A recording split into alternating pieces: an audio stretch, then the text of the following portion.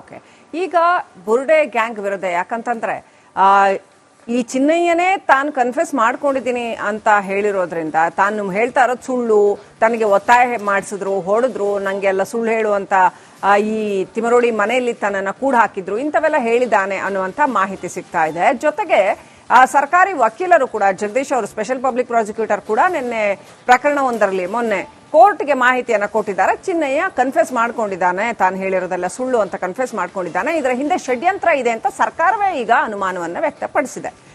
ಹೀಗಿರುವಾಗ ಮಹೇಶ್ ಶೆಟ್ಟಿ ತಿಮರೋಡಿ ಅವರನ್ನ ಬಂಧಿಸೋದಕ್ಕೆ, ಈಗ ಆರ್ಮ್ಸ್ ಆಕ್ಟ್ ಅಡಿಯಲ್ಲಿ ಬಂಧಿಸೋದಕ್ಕೆ ಪೊಲೀಸರು ಹೋದಾಗ ಅವರು ಮನೆಯಲ್ಲಿ ಇಲ್ಲ, ಆಮೇಲೆ ಅವ್ರು ಎಲ್ಲಿದ್ದಾರೆ ಅನ್ನೋದು ಕೂಡ ಗೊತ್ತಿಲ್ಲ.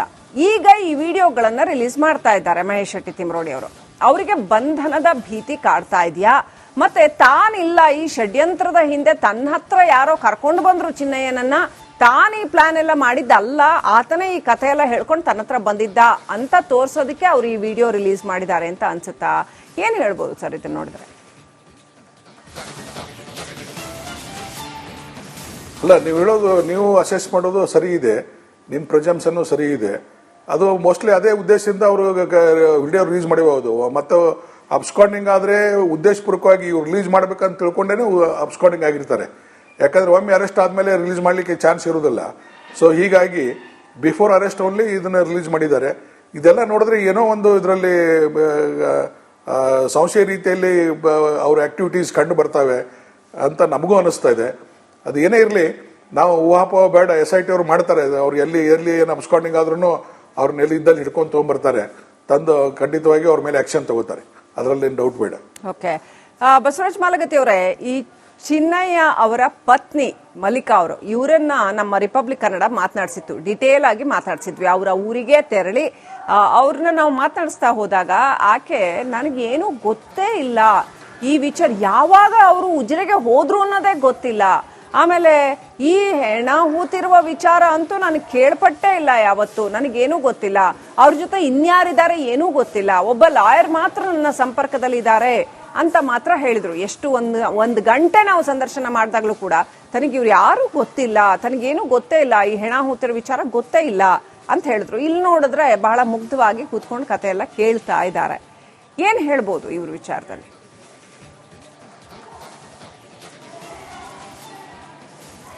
ನೋಡಿ ಮೇಡಮ್, ಈ ವಿಡಿಯೋದಲ್ಲಿ ಅವಳು ದುಡ್ಡು ತಗೊಂಡಿದ್ದಾಳೆ, ಅವಳಿಗೆ ದುಡ್ಡು ಸಿಕ್ಕಿದೆ ಅಂತ ಹೇಳ್ತಾರೆ, ಇವಂಗೂ ದುಡ್ಡು ಕೊಟ್ಟಿದ್ರಿ ಅಂತ ಹೇಳ್ತಾರೆ. ಇದ್ರ ನೋಡಿದ್ರೆ ಎಲ್ಲ ಇದು ಪ್ರೀ ಪ್ಲಾನ್ಡ್ ಅನಿಸ್ತದೆ. ಅವ್ರು ನೋಡಿದ್ರೆ ಅವ್ನ ಮಿಸಸ್ ಹೇಳೋದು ನೋಡಿದ್ರೆ ಗೊತ್ತೇ ಇಲ್ಲ ಅಂತಂದ್ರೆ ಮತ್ತೆ ಇದು ಹ್ಯಾಂಗ್ ವಿಡಿಯೋದಲ್ಲಿ ಯಾಕೆ ಬಂದಳು ಅವಳು ಹೆಂಗ್ ದುಡ್ಡು ಇಸ್ಕೊಂಡಳು? ಇವೆಲ್ಲ ಯಾರೋ ಅವ್ರನ್ನ ಚುನಾವಣೆಯಿಂದ ಪ್ರಚೋದನೆ ಮಾಡ್ತಾರೋ ಏನೋ ಕಲಿಸ್ಕೊಡ್ತಾರೋ ಹಾಗೋ ಅನ್ನುವಂತ ಡೌಟ್ ಅನ್ನು ನಮಗೆ ಕಂಡು ಬರ್ತದೆ. ಇದ್ರ ಬಗ್ಗೆ SIT ಅವರು ತನಿಖೆ ಮಾಡ್ತಾರೆ ಮೇಡಮ್. ಇದೇನೋ ಅವ್ರು ನೋಡಿದ್ರೆ ಒಂಥರ ಸಂಶಯಾಸ್ಪದ ನಡವಳಿಕೆಗಳು ಖಂಡಿತವಾಗಿಯೂ ಇದರಲ್ಲಿ ಇದೆ.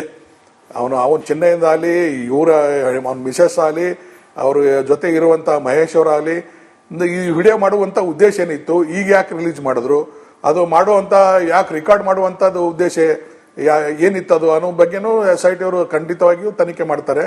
ಅದು ಉದ್ದೇಶಪೂರ್ವಕವಾಗಿ ಅಥವಾ ದುರುದ್ದೇಶಪೂರ್ವಕವಾಗಿ ಇದ್ರೆ ಅವ್ರ ಮೇಲೆ ಖಂಡಿತವಾಗಿಯೂ ಕಾನೂನು ಪ್ರಕಾರ ಆಕ್ಷನ್ ಆಗ್ತದೆ. ರೈಟ್. ಬಸವರಾಜ್ ಮಾಲಗತ್ತಿ ಅವರೇ, ಆಸ್ ಆಫ್ ನೌ ಇದುವರೆಗೂ ಕೂಡ SIT ಶತ ಪ್ರಯತ್ನ ಪಟ್ಟು ತಮ್ಮ ಎಲ್ಲ ಎಫರ್ಟ್ ಹಾಕಿ ಒಳ್ಳೆ ಕೆಲಸ ಮಾಡ್ತಾ ಇದ್ದಾರೆ. ಬಹಳ ದಿಟ್ಟವಾಗಿ ತನಿಖೆಯನ್ನ ಅತ್ಯಂತ ಪಾರದರ್ಶಕವಾಗಿ ತಗೊಂಡು ಹೋಗ್ತಾ ಇರೋದನ್ನ ನಾವು ನೋಡ್ತಾ ಇದೀವಿ. ಎಲ್ಲ ಆಯಾಮಗಳನ್ನು ಬಿಡದೆ ಅವ್ರು ನೀಟಾಗಿ ತನಿಖೆ ಮಾಡ್ಕೊಂಡು ಹೋಗ್ತಾ ಇರೋದನ್ನ ನಾವು ನೋಡ್ತಾ ಇದೀವಿ. ಈ ವಿಡಿಯೋ ಈಗ ರಿಲೀಸ್ ಮಾಡಿರೋದು, ನಮಗೆ ಮಾಧ್ಯಮಗಳಿಗೆ ಈ ತರ ಒಂದು ವಿಡಿಯೋ ಸಿಕ್ಕಿದಾಗ ಖಂಡಿತವಾಗ್ಲೂ ಅದನ್ನ ಜನರೆದುರು ಇಡೋದು ನಮ್ಮ ಕರ್ತವ್ಯ. ಏನೇ ಈ ಪ್ರಕರಣದ ಎಲ್ಲ ಆಯಾಮಗಳು ನಮಗೆ ಏನ್ ಸಿಕ್ಕಿದೆ ಅದನ್ನ ಆಸ್ ಇಟ್ ಈಸ್ ಜನರೆದುರು ಇಡ್ತಾ ಬಂದಿದ್ದೀವಿ ನಾವು. ಇದರಲ್ಲಿ ಆತನ ಚಿನ್ನಯ್ಯನನ್ನ ಯಾರೋ ಕರ್ಕೊಂಡು ಬಂದು ಮಹೇಶ್ ಶೆಟ್ಟಿ ತಿಮರೋಡಿ ಅವರಿಗೆ ಭೇಟಿ ಮಾಡಿಸಿದ್ರು ಅನ್ನುವಂಥದ್ದು, ಗಿರೀಶ್ ಮಠಣ್ಣ ಅವರು ಕರ್ಕೊಂಡು ಬಂದ್ರು, ವಿಠಲಗೌಡ ಕರ್ಕೊಂಡು ಬಂದ ಅಂತೆಲ್ಲ ಮಾತಿದೆ. ವಿಠಲಗೌಡ ಕರ್ಕೊಂಡು ಬಂದು ಭೇಟಿ ಮಾಡಿಸಿದ್ರು ಅಂತ. ವಿಠಲಗೌಡ ಸೌಜನ್ಯ ಮಾವ, ನಿಮಗೆ ಗೊತ್ತಿರತ್ತೆ.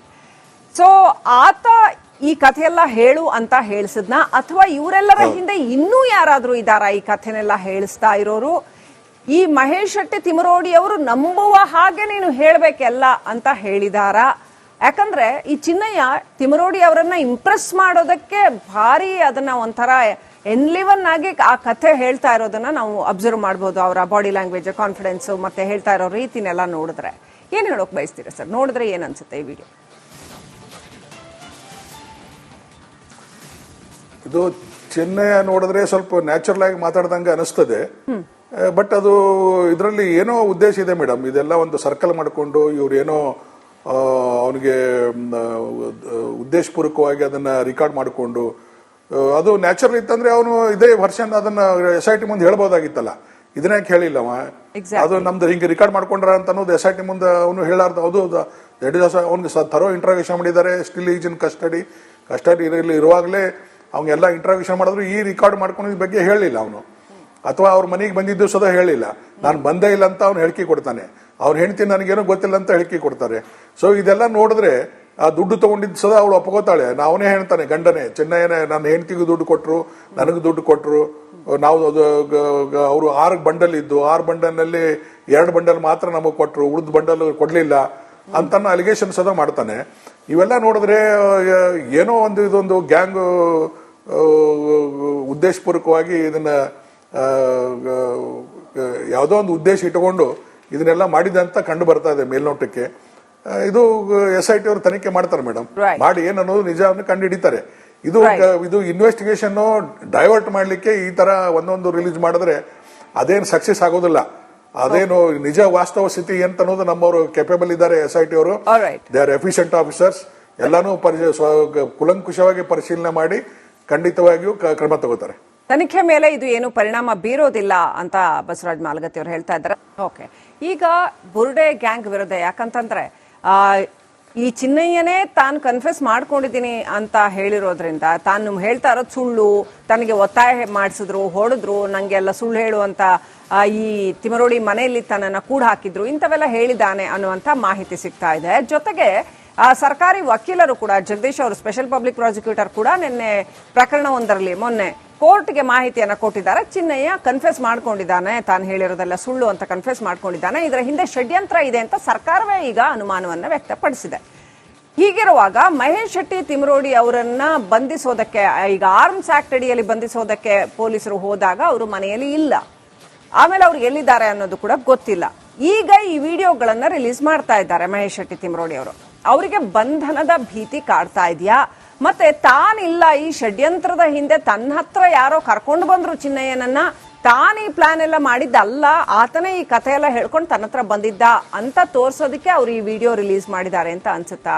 ಏನ್ ಹೇಳ್ಬೋದು ಸರ್ ಇದನ್ನ ನೋಡಿದ್ರೆ? ಅಲ್ಲ, ನೀವು ಹೇಳೋದು, ನೀವು ಅಸೆಸ್ ಮಾಡೋದು ಸರಿ ಇದೆ, ನಿಮ್ ಪ್ರೆಜಂಪ್ಷನ್ ಸರಿ ಇದೆ. ಅದು ಮೋಸ್ಟ್ಲಿ ಅದೇ ಉದ್ದೇಶದಿಂದ ಅವರು ವಿಡಿಯೋ ರಿಲೀಸ್ ಮಾಡಿಬಹುದು. ಮತ್ತು ಅಬ್ಸ್ಕಾಂಡಿಂಗ್ ಆದ್ರೆ ಉದ್ದೇಶಪೂರ್ವಕವಾಗಿ ಇವ್ರು ರಿಲೀಸ್ ಮಾಡ್ಬೇಕಂತ ತಿಳ್ಕೊಂಡೇನೆ ಅಬ್ಸ್ಕಾಂಡಿಂಗ್ ಆಗಿರ್ತಾರೆ. ಯಾಕಂದ್ರೆ ಒಮ್ಮೆ ಅರೆಸ್ಟ್ ಆದ್ಮೇಲೆ ರಿಲೀಸ್ ಮಾಡ್ಲಿಕ್ಕೆ ಚಾನ್ಸ್ ಇರುವುದಿಲ್ಲ. ಸೊ ಹೀಗಾಗಿ ಬಿಫೋರ್ ಅರೆಸ್ಟ್ ಓನ್ಲಿ ಇದನ್ನ ರಿಲೀಸ್ ಮಾಡಿದ್ದಾರೆ.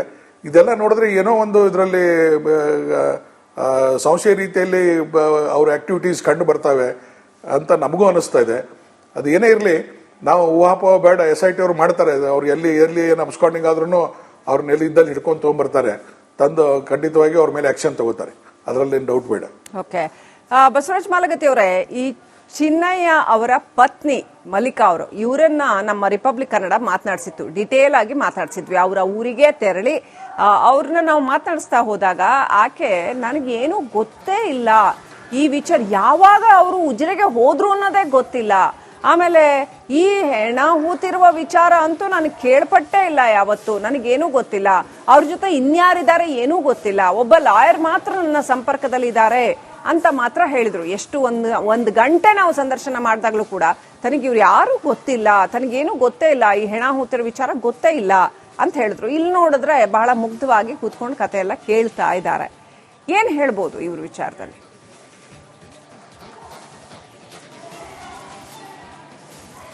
ನೋಡಿ ಮೇಡಮ್, ಈ ವಿಡಿಯೋದಲ್ಲಿ ಅವಳು ದುಡ್ಡು ತಗೊಂಡಿದ್ದಾಳೆ, ಅವಳಿಗೆ ದುಡ್ಡು ಸಿಕ್ಕಿದೆ ಅಂತ ಹೇಳ್ತಾರೆ, ಇವಂಗೂ ದುಡ್ಡು ಕೊಟ್ಟಿದ್ರಿ ಅಂತ ಹೇಳ್ತಾರೆ. ಇದ್ರ ನೋಡಿದ್ರೆ ಎಲ್ಲ ಇದು ಪ್ರೀ ಪ್ಲಾನ್ಡ್ ಅನಿಸ್ತದೆ. ಅವ್ರು ನೋಡಿದ್ರೆ ಅವರು ಅವ್ನ ಮಿಸ್ಸಸ್ ಹೇಳೋದು ನೋಡಿದ್ರೆ ಗೊತ್ತೇ ಇಲ್ಲ ಅಂತಂದ್ರೆ ಮತ್ತೆ ಇದು ಹ್ಯಾಂಗ್ ವಿಡಿಯೋದಲ್ಲಿ ಯಾಕೆ ಬಂದಳು ಅವಳು ಹೆಂಗ್ ದುಡ್ಡು ಇಸ್ಕೊಂಡಳು? ಇವೆಲ್ಲ ಯಾರೋ ಅವ್ರನ್ನ ಚುನಾವಣೆಯಿಂದ ಪ್ರಚೋದನೆ ಮಾಡ್ತಾರೋ ಏನೋ ಕಲಿಸ್ಕೊಡ್ತಾರೋ ಹೇಗೋ ಅನ್ನುವಂತ ಡೌಟ್ ಅನ್ನು ನಮಗೆ ಕಂಡು ಬರ್ತದೆ. ಇದ್ರ ಬಗ್ಗೆ SIT ಅವರು ತನಿಖೆ ಮಾಡ್ತಾರೆ ಮೇಡಮ್. ಇದೇನಾದ್ರು ಅವ್ರು ನೋಡಿದ್ರೆ ಒಂಥರ ಸಂಶಯಾಸ್ಪದ ನಡವಳಿಕೆಗಳು ಖಂಡಿತವಾಗಿಯೂ ಇದರಲ್ಲಿ ಇದೆ. ಅವನ ಚಿನ್ನಯಿಂದ ಆಗಲಿ, ಅವನ ಮಿಸಸ್ ಆಗಲಿ, ಅವ್ರ ಜೊತೆ ಇರುವಂತ ಮಹೇಶ್ ಅವರಾಗಲಿ, ಈ ವಿಡಿಯೋ ಮಾಡುವಂತ ಉದ್ದೇಶ ಏನಿತ್ತು, ಈಗ ಯಾಕೆ ರಿಲೀಸ್ ಮಾಡಿದ್ರು, ಅದು ಮಾಡುವಂತ ಯಾಕೆ ರೆಕಾರ್ಡ್ ಮಾಡುವಂತದ್ದು ಉದ್ದೇಶ ಏನಿತ್ತು ಅದು ಅನ್ನೋ ಬಗ್ಗೆನೂ SIT ಅವರು ಖಂಡಿತವಾಗಿಯೂ ತನಿಖೆ ಮಾಡ್ತಾರೆ. ಅದು ಉದ್ದೇಶಪೂರ್ವಕವಾಗಿ ಅಥವಾ ದುರುದ್ದೇಶಪೂರ್ವಕವಾಗಿ ಇದ್ರೆ ಅವ್ರ ಮೇಲೆ ಖಂಡಿತವಾಗಿಯೂ ಕಾನೂನು ಪ್ರಕಾರ ಆಕ್ಷನ್ ಆಗ್ತದೆ. ರೈಟ್. ಬಸವರಾಜ್ ಮಾಲಗತ್ತಿ ಅವರೇ, ಆಸ್ ಆಫ್ ನೌ ಇದುವರೆಗೂ ಕೂಡ SIT ಶತ ಪ್ರಯತ್ನ ಪಟ್ಟು ತಮ್ಮ ಎಲ್ಲ ಎಫರ್ಟ್ ಹಾಕಿ ಒಳ್ಳೆ ಕೆಲಸ ಮಾಡ್ತಾ ಇದ್ದಾರೆ. ಬಹಳ ದಿಟ್ಟವಾಗಿ ತನಿಖೆಯನ್ನ ಅತ್ಯಂತ ಪಾರದರ್ಶಕವಾಗಿ ತಗೊಂಡು ಹೋಗ್ತಾ ಇರೋದನ್ನ ನಾವು ನೋಡ್ತಾ ಇದೀವಿ. ಎಲ್ಲ ಆಯಾಮಗಳನ್ನು ಬಿಡದೆ ಅವ್ರು ನೀಟಾಗಿ ತನಿಖೆ ಮಾಡ್ಕೊಂಡು ಹೋಗ್ತಾ ಇರೋದನ್ನ ನಾವು ನೋಡ್ತಾ ಇದೀವಿ.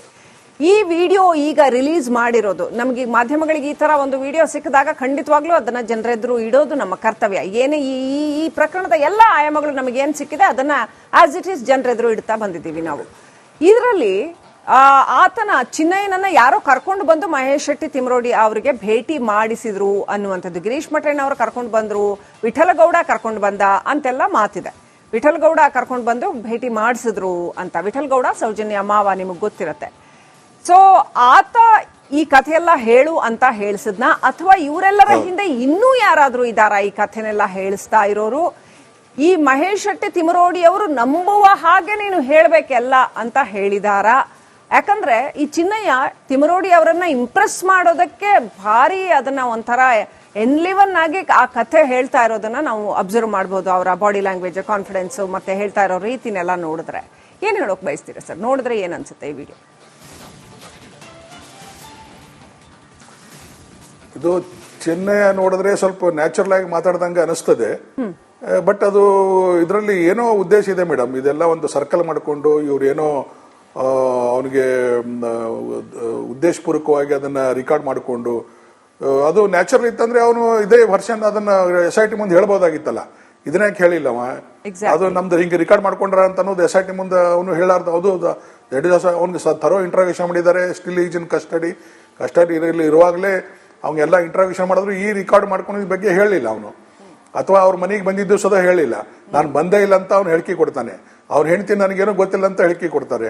ಸೊ ಇದೆಲ್ಲ ನೋಡಿದ್ರೆ ಆ ದುಡ್ಡು ತಗೊಂಡಿದ್ದು ಸದಾ ಅವಳು ಒಪ್ಕೋತಾಳೆ. ಅವನೇ ಹೇಳ್ತಾನೆ, ಗಂಡನೇ, ಚಿನ್ನಯ್ಯನೇ, ನನ್ನ ಹೆಂಡತಿಗೂ ದುಡ್ಡು ಕೊಟ್ರು, ನನಗೂ ದುಡ್ಡು ಕೊಟ್ರು, ನಾವು ಅವರು 6 ಬಂಡಲ್ ಇದ್ದು 6 ಬಂಡಲ್ನಲ್ಲಿ 2 ಬಂಡಲ್ ಮಾತ್ರ ನಮಗೆ ಕೊಟ್ರು, ಉಳಿದ ಬಂಡಲ್ ಕೊಡ್ಲಿಲ್ಲ ಅಂತ ಅಲಿಗೇಷನ್ ಸದಾ ಮಾಡ್ತಾನೆ. ಇವೆಲ್ಲ ನೋಡಿದ್ರೆ ಏನೋ ಇದೊಂದು ಗ್ಯಾಂಗ್ ಉದ್ದೇಶಪೂರ್ವಕವಾಗಿ ಇದನ್ನ ಯಾವುದೋ ಒಂದು ಉದ್ದೇಶ ಇಟ್ಟುಕೊಂಡು ಇದನ್ನೆಲ್ಲ ಮಾಡಿದೆ ಅಂತ ಕಂಡು ಬರ್ತಾ ಇದೆ ಮೇಲ್ನೋಟಕ್ಕೆ. ಇದು SIT ಅವರು ತನಿಖೆ ಮಾಡ್ತಾರೆ ಮೇಡಮ್. ಮಾಡಿ ಏನನ್ನೋದು ನಿಜ ಕಂಡು ಹಿಡಿತಾರೆ. ಇದು ಇನ್ವೆಸ್ಟಿಗೇಷನ್ ಡೈವರ್ಟ್ ಮಾಡ್ಲಿಕ್ಕೆ ಈ ತರ ಒಂದೊಂದು ರಿಲೀಸ್ ಮಾಡಿದ್ರೆ ಅದೇನು ಸಕ್ಸಸ್ ಆಗೋದಿಲ್ಲ. ಅದೇನು ನಿಜ ವಾಸ್ತವ ಸ್ಥಿತಿ ಅಂತ ಅನ್ನೋದು ನಮ್ಮವರು ಕೆಪೇಬಲ್ ಇದ್ದಾರೆ SIT ಅವರು. They are efficient officers. ಎಲ್ಲಾನು ಕುಲಂಕುಷವಾಗಿ ಪರಿಶೀಲನೆ ಮಾಡಿ ಖಂಡಿತವಾಗಿಯೂ ಕ್ರಮ ತಗೋತಾರೆ. ತನಿಖೆ ಮೇಲೆ ಇದು ಏನು ಪರಿಣಾಮ ಬೀರೋದಿಲ್ಲ ಅಂತ ಬಸವರಾಜ್ ಮಾಲಗತ್ತಿ ಅವರು ಹೇಳ್ತಾ ಇದ್ದಾರೆ.